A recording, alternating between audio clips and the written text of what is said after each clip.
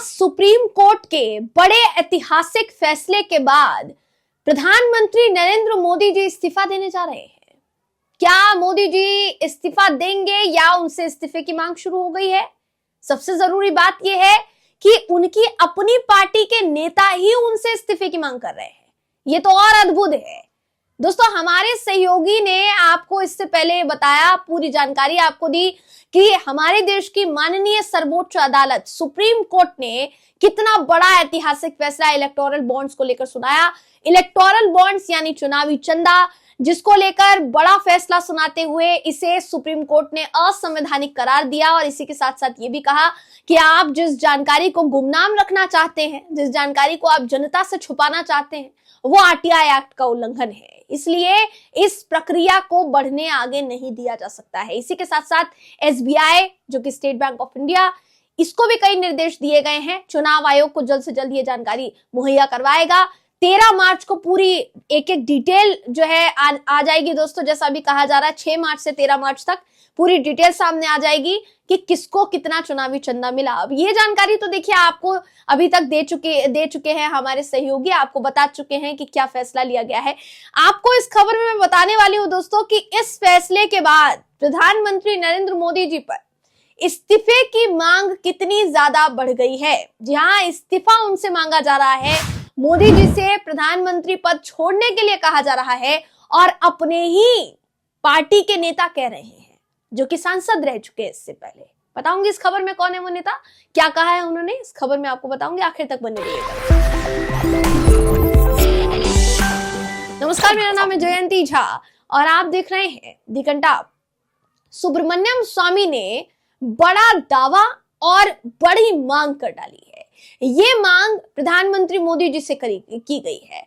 हालांकि अगर सुब्रमण्यम स्वामी की बात की जाए दोस्तों, इससे पहले कई दफा वो प्रधानमंत्री मोदी जी की खुलकर आलोचना कर चुके हैं, उनके लिए कई शब्दों का इस्तेमाल कर चुके हैं। प्रधानमंत्री हैं हमारे देश के, देखिए हम तो इन शब्दों का इस्तेमाल नहीं कर सकते।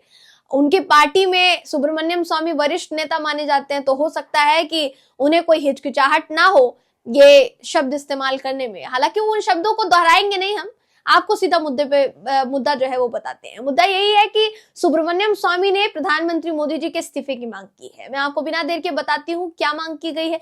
आपकी स्क्रीन पर इस वक्त आपको खबर दिखा रही हूँ, जिसका देखिए कहना है कि चुनावी बॉन्ड स्कीम पर सुप्रीम कोर्ट के फैसले के बाद सुब्रमण्यम स्वामी ने पीएम मोदी का इस्तीफा मांग लिया है। क्या कह दी बात, ये जरा सुन लीजिए। बीजेपी नेता सुब्रमण्यम स्वामी ने प्रधानमंत्री नरेंद्र मोदी जी पर निशाना साधा है। सुप्रीम कोर्ट के इस फैसले के बाद पीएम मोदी से इस्तीफा देने की मांग सुब्रमण्यम स्वामी ने की है। सुब्रमण्यम स्वामी ने यह लिखा कि मुझे लगता है कि मोदी को इस्तीफा देने के लिए कहना चाहिए, क्योंकि चुनावी बॉन्ड पागलपन भरा विचार था और एक बड़ा घोटाला बना, जिसने भ्रष्टाचार से लड़ने के भाजपा के दावे को नुकसान पहुंचाया। पार्टी की खातिर मोदी को इस्तीफा दे देना चाहिए। कांग्रेस ने भी बीजेपी पर निशाना साधा है। चुनावी बॉन्ड स्कीम के मुद्दे पर कांग्रेस ने निशाना साधते हुए दोस्तों अपने सोशल मीडिया प्लेटफॉर्म पर जयराम रमेश लिखते हैं कि सुप्रीम कोर्ट ने मोदी सरकार की बहुप्रचारित चुनावी बॉन्ड योजना को संसद द्वारा पारित कानूनों के साथ साथ भारत के संविधान दोनों का उल्लंघन माना है। लंबे समय से प्रतीक्षित फैसला बेहद स्वागत योग्य है और ये नोटों पर वोट की शक्ति को मजबूत करेगा। मोदी सरकार चंदा देने वालों को विशेषाधिकार देते हुए अन्नदाताओं पर अत्याचार कर रही है। अब ये जो चुनावी बॉन्ड प्रक्रिया है, इस पर रोक लगा दी गई दोस्तों। सीजेआई डीवाई चंद्रचूड़ की बेंच ने इतना बड़ा फैसला सुनाया और बेंच ने इस स्कीम को असंवैधानिक बताया। साथ ही कोर्ट ने इस फैसले को आरटीआई के खिलाफ बताया, यानी जैसा मैंने शुरुआत में कहा, राइट टू इंफॉर्मेशन एक्ट 2005, उसके खिलाफ बताया गया। एससी ने एसबीआई से अप्रैल 2019 से अब तक मिले चंदे की जानकारी 6 मार्च तक चुनाव आयोग को देने के लिए कहा है।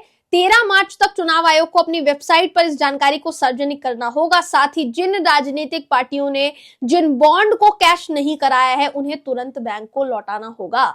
यानी कुल मिलाकर कहा जाए तो जितने भी चुनावी बॉन्ड जो अभी तक भुनाए नहीं गए हैं, भुनाने का मतलब क्या दोस्तों, बॉन्ड एक निश्चित राशि के तौर पर दिए जाते हैं और सबमिट किए जाते हैं कहां पर, एसबीआई में। एसबीआई इस बात की आगे की प्रक्रिया को बढ़ाता है।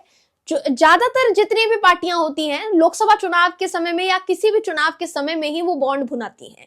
इसका मतलब आप ये समझ सकते हैं कि उन पैसों का इस्तेमाल निश्चित तौर पर चुनाव में किया जाएगा। बीते 5 राज्यों के चुनाव में भी अगर चुनावी बॉन्ड देखा जाए दोस्तों तो बहुत ज्यादा भुनाया गया था और लोकसभा चुनाव के वक्त में ही भुनाया गया था।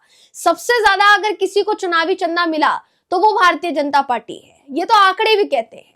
आंकड़े भी आपको हालांकि हमने दिखाए हैं, मगर फिर से आपकी स्क्रीन पर इस वक्त वो जो आंकड़े हैं दोस्तों वो देखिए मैं आपको दिखा रही हूं, और उन आंकड़ों के जरिए आप ये समझ सकते हैं कि किस पार्टी को कितना चंदा मिला है।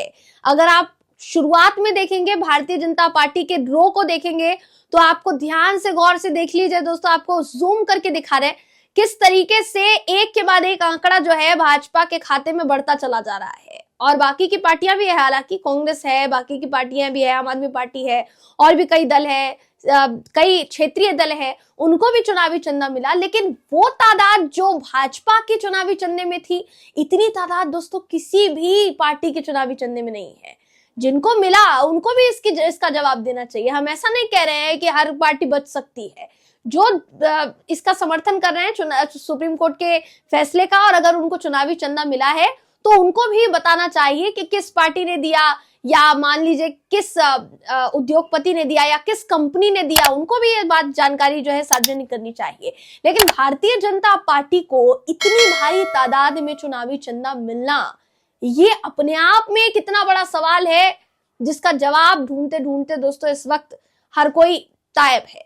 और सबसे जरूरी बात ये कि उनके इस बड़े घोटाले, जिसको घोटाला कहा जा रहा है, उनकी इतनी बड़ी पोल खुली है कि अब प्रधानमंत्री नरेंद्र मोदी जी से न सिर्फ सवाल जवाब किए जा रहे हैं बल्कि उनसे उनका इस्तीफा मांगा जा रहा है। हालांकि ये तो सब जानते हैं दोस्तों कि इस फैसले को भी पलटने की कोशिश की जाएगी। आपको याद होगा दिल्ली सरकार और केंद्र सरकार के बीच एक मामले को लेकर, अफसरशाही को लेकर, अफसरों को लेकर एक बड़ा जो फैसला था सुप्रीम कोर्ट पहुंचा था। सुप्रीम कोर्ट ने उस फैसले पर मुहर लगाई थी और वो दिल्ली सरकार के पक्ष में फैसला सुनाया था। सरकार ने क्या किया? सरकार अध्यादेश लेकर आ गई भाई सुप्रीम कोर्ट के फैसले के खिलाफ, और वो अध्यादेश बाकायदा संसद में लाया गया और दोस्तों और सुप्रीम कोर्ट के फैसले को पलट दिया गया। सोचिए, चुनाव के समय में, हालांकि अगर बात की जाए चुनाव की, तो चुनाव के लिए भी एक कमेटी बनाई गई थी। आपको याद होगा एक पैनल बनाया गया था, उसमें सीजेआई साहब को भी शामिल किया गया था। संसद में कानून लाकर तो उस फैसले में भी ऐसा बदलाव किया गया कि सीजेआई को ही उसका जो हिस्सा है, उनका जो भूमिका जो है उनकी खत्म कर दी गई। तो आप ये समझ सकते हैं इस बात से कि ये जो फैसला लिया गया है बेशक ऐतिहासिक फैसला है और इसको बदला नहीं जा सकता दोस्तों, मगर अगर सरकार का जो दिमाग है वो घूमा तो आप समझ सकते हैं अध्यादेश भी लाया जा सकता है। मगर सबसे जरूरी बात यहाँ ये है कि इसकी एक्सप्लेनेशन सरकार क्या देगी। मान लीजिए अध्यादेश लाया भी जाता है तो सुप्रीम कोर्ट ने जितनी गंभीर टिप्पणी की है पूरे मामले को लेकर, उस पर एक्सप्लेनेशन क्या दी जाती है सरकार की तरफ से, निगाहें इस पर भी टिकी हुई है। इसलिए दोस्तों इस पूरी खबर को अगर आपने ध्यान से गौर से सुना है तो हम तो आपकी राय जानना चाहेंगे कि इलेक्टोरल बॉन्ड पर सुप्रीम कोर्ट के इस ऐतिहासिक फैसले को आप किस नजरिए से देखते हैं। साथ ही सुब्रमण्यम स्वामी ने प्रधानमंत्री नरेंद्र मोदी जी के जिस इस्तीफे की बात की है, उनके बयान को आप किस तरीके से देखते हैं, अपनी राय कमेंट करके जरूर बताइएगा। अगर आपको ये वीडियो पसंद आया हो तो वीडियो को लाइक कीजिए, शेयर कीजिए, चैनल को सब्सक्राइब करना बिल्कुल भी ना भूले। फिर मुलाकात होगी आपसे अगली वीडियो में, तब तक के लिए नमस्कार।